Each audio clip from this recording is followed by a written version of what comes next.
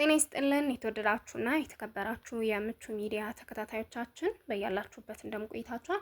የዕለቱ ዘገባችን ተጀምሯል። በቅድሚያ አበይት ነጥቦችን እነሆ። በባንኮች እስከ ምሽት 3:30 ሰዓት ድረስ ክፍት እንዲሆኑ የሚያስገድደው ደንብ ከባንኮች አሰራር ጋር የማይጣጣም ነው ሲል የባንኮች ማህበር አስታውቋል። እናንተም ሙሉን የምታደምጡት ይሆናል።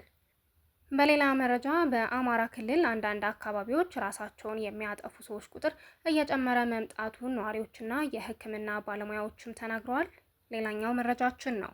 በወላይታ ዞን ወረዳ 14 የገዛ ጓደኛቸው ልጁን ሊደፍር ሲያሰቃያት ደርሶ ጭንቅላቱን በፍልጥ መትቶ ብልቱን ቆርጦ ወደ ፖሊስ ጣቢያ ሲሄድ የሚያሳይ ምስል ነው በሚል በማህበራዊ ሚዲያ ተሰራጭቶ የተመለከትነው ምስል ውሸት ነው ተብሏል። ሙሉን እናንተም የምታደምጡት ይሆናል። የተወደዳችሁና የተከበራችሁ የምቹ ሚዲያ ተከታታዮቻችን አብሮነታችሁን ስትቸሩን እነዚህንና ሌሎች ሀገር ውስጥና የባህር ማዶ መረጃዎችን ያደምጣሉ። አብራችሁን ቆዩ። በባንኮች እስከ ምሽት 3:30 ሰዓት ድረስ ክፍት እንዲሆኑ የሚያስገድደው ደንብ ከባንኮች አሰራር ጋር የማይጣጣም ነው ሲል የባንኮች ማህበር አስታውቋል። በአዲስ አበባ ከተማ አስተዳደር የወጣው ባንኮች እስከ ምሽት 3:30 ሰዓት ድረስ አገልግሎት እንዲሰጡ የሚያስገድደው መመሪያ ከባንኮች አሰራር ጋር የማይጣጣም መሆኑ ማህበሩ ለመናኸሪያ ሬዲዮም ነው የተናገረው። ባንኮች በዘመናዊ የቴክኖሎጂ አጠቃቀም አማካኝነት የተለያዩ የባንክ አገልግሎቶችን ለደንበኞቻቸው በቀላሉ ማቅረብ እየቻሉ በመሆኑ የምሽት አገልግሎት አስፈላጊና አግባብነት የሌለው መሆኑንም ነው የባንኩ ማህበር ያስታወቀው። የባንኮች ማህበር ዋና ጸሐፊ አቶ ደምሰው ሞገስ እንደሚገልጹትም ከሆነ ደንበኞች በፖስ ወይም ደግሞ ኤቲኤም ማሽኖች፣ በተንቀሳቃሽ ስልክ የባንክ መተግበሪያዎችና በኢንተርኔት ባንኪንግ አማካኝነት የሚፈልጉትን አገልግሎት ማግኘት ስለሚችሉ ባንኮች እስከ ምሽት ክፍት ሆኖ መቆየት አለባቸው የሚለው አስገዳጅ መመሪያ ተገቢ አይደለምም ነው ያሉት። በተጨማሪም ማህበሩ በፌዴራል መንግስት ስር ያሉ ተቋማትን የከተማ አስተዳደር በመመሪያ እንዲያስተዳድር የተሰጠው ስልጣን አግባብ እንዳልሆነና ይህ መመሪያ ከመውጣቱ በፊት የኢትዮጵያ ብሔራዊ ባንክ አስተያየት መጠየቅ እንደነበረበትም ይገልጻሉ።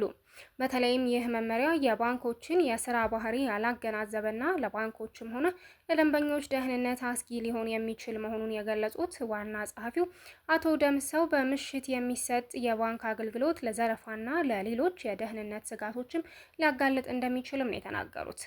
በዚህም የአዲስ አበባ ከተማ አስተዳደር ንግድ ቢሮ ደንብ 185 ህዝባር 2017 የተሰኘ የትራንስፖርት አገልግሎቱን ምሽት 4 ሰዓት ድረስ በመንገድ ዳር የሚገኙ የንግድና አገልግሎት ሰጪ ተቋማት ደግሞ ምሽት 3:30 ሰዓት ድረስ እንዲቆዩ የሚያስገድድ ደንብ ከየካቲት 29 ጀምሮ ተግባራዊ ማድረጉ ይታወሳል። በሌላ መረጃ በአማራ ክልል አንዳንድ አካባቢዎች ራሳቸውን የሚያጠፉ ሰዎች ቁጥር እየጨመረ መምጣቱን ነዋሪዎችና የሕክምና ባለሙያዎች ተናገሩ። ራስን ለማጥፋት የአይምሮ ህመምና ቅጽበታዊ አጋጣሚዎችን ምክንያቶች መሆናቸውም ነው የተገለጸው።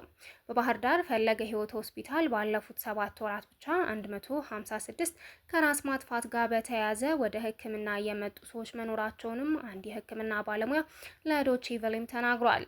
በፈለገ ህይወት አጠቃላይ ስፔሻላይዝድ ሆስፒታል የድንገተኛ ክፍል ኃላፊ ዶክተር ጓዴ ተዋበ ከአዲሱ ዓመት መግቢያ ጀምሮ ራስን ከማጥፋት ጋር በተያያዘ ጉዳተኞች ወደ ሆስፒታል መምጣታቸውንም ገልጸውልናል።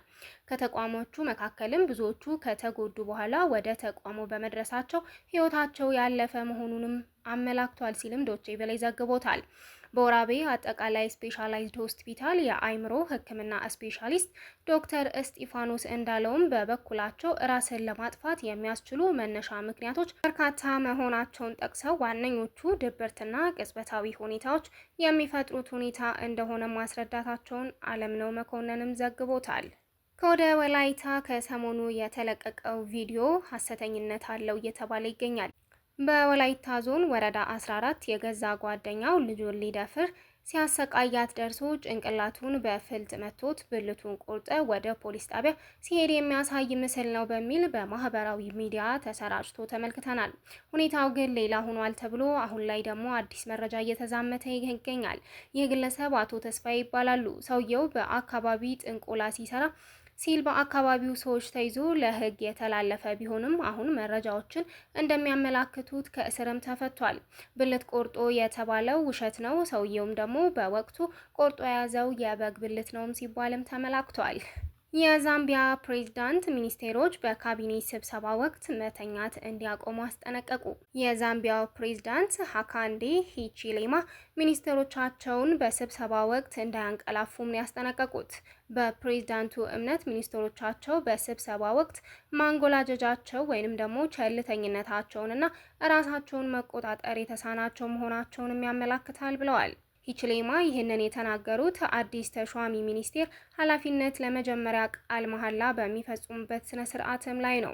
ሰዎች በካቢኔ ስብሰባ ወቅት የሚያንቀላፉ ምሽቱን የታሳልፈው ነው፣ ለእኔ ትልቅ ወንጀል ነው ያሉት። እርሳቸው በትክክል ምን ለማለት እንደፈለጉ ባይገልጹም የሀገር ውስጥ መገናኛ ብዙሃን ይህንን ሲተረጉሙት ከመጠን በላይ አልኮል መጠጣትና ምሽት ላይ ድግስ ማብዛትን ለማለት ነው ያሉት። ፕሬዚዳንቱ እንዲህ አይነት ነገር መንግስትን ሚስጥርና የህዝብ አገልግሎት አሰጣጥን በእጅጉ አደጋ ላይ እንደሚጥልም ነው ያስጠነቀቁት። ሂችሌማ በ2021 ከፍተኛ የህዝብ ድምጽ በማግኘት ሲያሸንፉ በአሜሪካ ሁለተኛዋ የመዳብ አምራች ሀገርን ወደ ከፍተኛ የኢኮኖሚ ባለቤትነትም ለመቀየር ቃል ገብተዋል። ፕሬዚዳንቱ ወደ ስራ ከገቡ በኋላም ከደካማ የስራ በአፈጻጸም ጋር በተያያዘ ሚኒስትሮችን ጨምሮ በርካታ ከፍተኛ ባለስልጣናትን ከስራ አሰናብተዋል ሲሉም ነው ቢቢሲ አፍሪካ የዘገበው። በቤተ ክርስቲያን ውስጥ ለምዕመናን ላብ የተጠረገበት ሶፍት በሚያበሉ አካላት ላይ እርምጃ ተወስዷል ተባለ። የኢትዮጵያ ወንጌላዊ አማኞች አብያተ ክርስቲያናት ካውንስል በስሩ አባል ለሆኑ በሙሉ ከመጽሐፍ ቅዱስ ውጪ የሆኑ አጃሂዶችን እና ልምዶችን በሚመለከት ከድርጊቶቹ እንዲቆጠቡ መክሯል። ዳጉ ጆርናል ከተመለከተውና የርኖቦት አብያተ ክርስቲያናት ህብረት ለካውንስሉ የላከው ደብዳቤ እንደሚያመላክተው አባላት በቤተ ክርስቲያን ውስጥ መጽሐፍ ቅዱሳዊ ከሆኑ ተግባራት እንዲቆጠቡም የሚያሳስብ ነው ብሏል።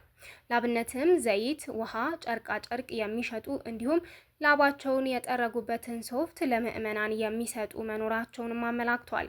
ካውንስሉ አባላት ቤተ ክርስቲያኖች ከመሰለ ድርጊቶች እንዲቆጠቡ በጥብቅ አስጠንቅቋል መባሉንም ነው ዳጉ ጆርናል ሰምተናል ያለው። ቦት አብያተ ክርስቲያናት ህብረት ካውንስሉ ያወጣውን መመሪያ እንደምትተገብር አሳውቃ መሰል መጽሐፍ ቅዱሳዊ ልምምዶችን እንደምትጸየፍም ነው የገለጸችው። ከሰሞኑ የኢትዮጵያ ወንጌል አማኞች አብያተ ክርስቲያናት ካውንስል ከነብይ እዩ ጩፋ ጋር ውጥረት ውስጥ መግባታቸውንም የሚታወስ ሲሆን መጽሐፍ ቅዱሳዊ ልምምዶችን በሚተገብሩ አካላት ላይም እርምጃ እየወሰደ ነው የተባለው።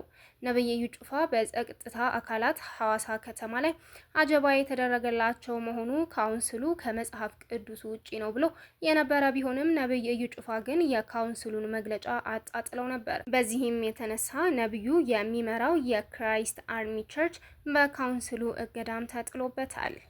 ከኳታር ገንዘብ ተቀብለዋል የተባሉ የጠቅላይ ሚኒስቴር ኔታንያሁ ረዳቶች ታሰሩ። የእስራኤል ጠቅላይ ሚኒስቴር ቤንያሚን ኔታንያሁ በረዳቶቻቸውና በኳታር አለ የተባለውን ግንኙነት አስመልክቶ ፖሊስ የጀመረውን ምርመራ አውግዘዋል።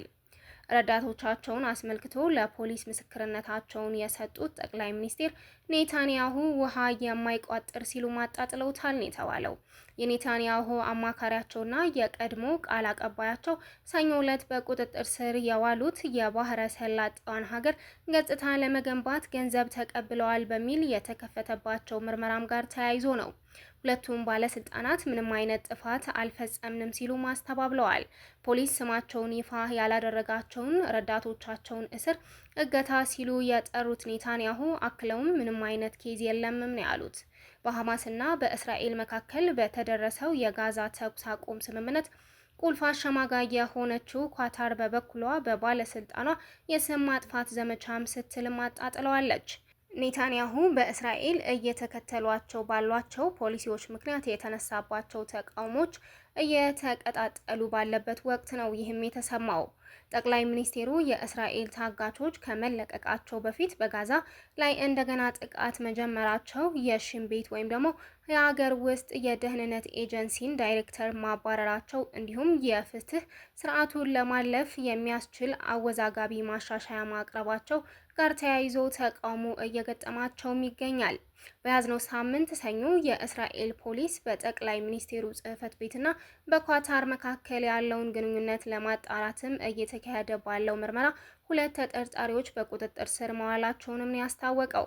ፍርድ ቤቱ በጉዳዩ ላይ ተጨማሪ መረጃዎች እንዳይወጡ ያስተላለፈው የእግድ ትዕዛዝን ተከትሎ ፖሊስ ተጨማሪ ዝርዝር ከመስጠትም ተቆጥቧል። የእስራኤል ሚዲያዎች በበኩላቸው በቁጥጥር ስር የዋሉት የጠቅላይ ሚኒስቴሩ የቅርብ አማካሪ ጆናታን ኦሪች እና የጠቅላይ ሚኒስቴሩ ጽሕፈት ቤት ቃል አቀባይ የነበሩት ኤሊ ፊልድስቴን መሆናቸውንም ዘግበዋል። ባለስልጣናቱ ከውጭ ወኪል ጋር ግንኙነት በመፍጠር በገንዘብ ዝውውር፣ ሙስና፣ ማጭበርበርና እምነት በማጉደልም ተጠርጥረዋል ነው የተባለው።